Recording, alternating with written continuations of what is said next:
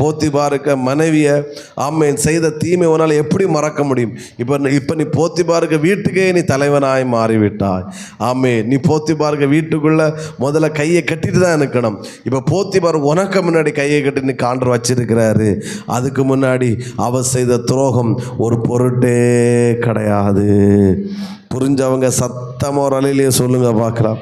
இன்னும் சத்தமா ஹல்லேலூயா.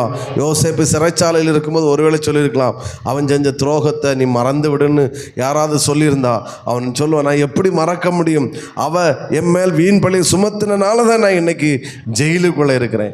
அதே யோசேப்பு இன்னைக்கு சிங்காசனத்தில் இருக்கும்போது சொல்ல முடியும், அவ செஞ்ச தீமையை மறந்து விடுன்னா அவன் சொல்லுவான், நான் மறக்க ஆயத்தம். ஏன்னா இப்போ நான் இருப்பது சிறைச்சாலையில் அல்ல, இப்போ நான் இருப்பது சிங்காசனத்திலே.